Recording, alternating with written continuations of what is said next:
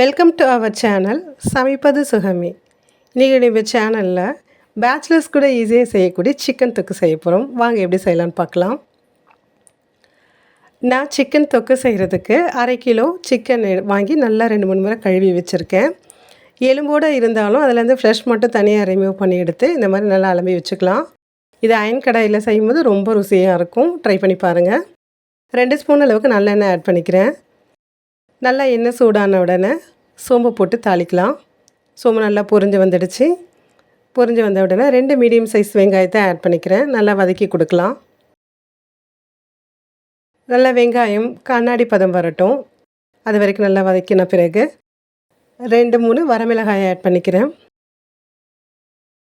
அதையும் வதக்கின பிறகு 2 இனுக்கு கருவேப்பிலை சேர்த்துக்கிறேன். நல்லா வதக்கி கொடுக்கலாம். வெங்காயம் நல்லா குக் ஆகணும். நல்லெண்ணெயில் வெங்காயம் வதங்கும் போது நல்லா கமகமன்னு இருக்கும். அதுக்கு பிறகு நம்ம 2 ஸ்பூன் ஃப்ரெஷ்ஷாக இடித்து சேர்த்து இஞ்சி பூண்டு பேஸ்ட்டை சேர்த்துக்கலாம். நல்லா கலந்து கொடுக்கலாம். பச்சை வாசம் போகிற அளவுக்கு நல்லா வதக்கி விடணும். அவ்வளோதான், நல்லா வாசம் போயாச்சு. இப்போ நான் ஒரு 3 மீடியம் சைஸ் தக்காளியை எடுத்து பொடியாக கட் பண்ணி வச்சுருக்கேன். அதை சேர்த்துக்கலாம். சேர்த்துட்டு நல்லா கலந்து கொடுக்கலாம். நல்லா தக்காளி மசிஞ்சு வரணும். அதனால் பழுத்த பழமாக எடுத்துக்கோங்க.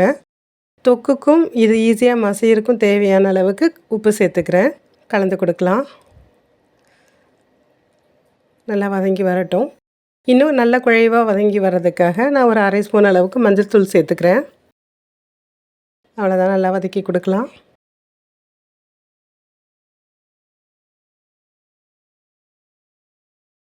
ரெண்டு ஸ்பூன் அளவுக்கு தனி மிளகாய் தூள் சேர்த்துக்கலாம். 2 ஸ்பூன் அளவுக்கு கொத்தமல்லி தூள் சேர்த்துக்கலாம். 2 ஸ்பூன் அளவுக்கு கறி மசாலா சேர்த்துக்கலாம். சேர்த்து விட்டுட்டு அப்படியே நல்லா பிரட்டி விடலாம். நல்லா பிரட்டி விட்ட பிறகு நல்ல மசாலா குக் ஆகிறதுக்கு ஒரு 1/2 டம்ளர் அளவுக்கு தண்ணி சேர்த்துக்கலாம். இப்போ கலந்து கொடுக்கலாம். கொஞ்சம் ஸ்லோ ஃப்ளேமில் மாற்றிட்டு நல்லா வதங்கி எண்ணெய் பிரிஞ்சு தெளிஞ்சு வரட்டும். அவ்வளோதான், ரெடி ஆகிடுச்சு. இப்போ நம்ம சிக்கன் சேர்த்துக்கலாம். சிக்கன் நம்ம முழுசாக சேர்த்த போகிறதில்ல. அந்த சிக்கனை மிக்சியோட சின்ன ஜாரில் போட்டு 2-3 முறை பல்ஸ் மோடில் விட்டோம்னா சிக்கன் நல்லா அப்படி பொடி பொடியாக வந்துடும். பாருங்கள், நம்மளுடைய கிரேவி ரெடி ஆகிடுச்சு. இப்போ நம்ம ரெடி பண்ணி வச்சுருக்க சிக்கனை ஆட் பண்ணிடலாம்.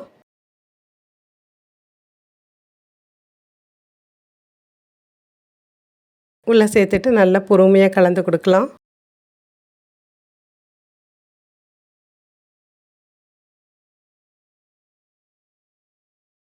நல்லா கலந்து விட்ட பிறகு ஒரு மூடி போட்டு தண்ணி ஊற்றாமல் மூடி போட்டு அப்படியே வச்சுருப்போம் ஒரு 15 மினிட்ஸு.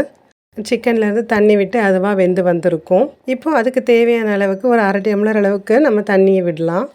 தண்ணியை விட்டுட்டு சிக்கன் நல்லா வெந்து வரட்டும். ஸ்லோ ஃப்ளேம்லேயே ஒரு 10 நிமிஷம் குக் ஆகட்டும். அவ்வளோதாங்க, ரெடி ஆகிடுச்சு. நல்லா மல்லி இலையை தூவி நம்ம இறக்கிடலாம். நல்லா காரசாரமாக ரொம்ப டேஸ்ட்டாக மசாலா எதுவும் அரைக்காமல் வீட்டில் இருக்கிற இன்க்ரீடியன்ஸ் வச்சு ஈஸியாக செஞ்சிட்டோம். இது இட்லி தோசை எல்லாத்துக்குமே நல்லாயிருக்கும். இருந்தாலும் சாப்பாட்டுக்கு தான் சூப்பராக இருக்கும். முறை சிக்கன் வாங்கினீங்கன்னா நீங்கள் இதுக்கு ஒரு முறை ட்ரை பண்ணி பாருங்கள். சூடாக சாதம் போட்டு தொக்கு வச்சு சாப்பிட்டோம்னா அப்படி இருக்கும். மறக்காமல் ட்ரை பண்ணி பாருங்கள். Thanks for subscribing. Thanks for வாட்சிங்.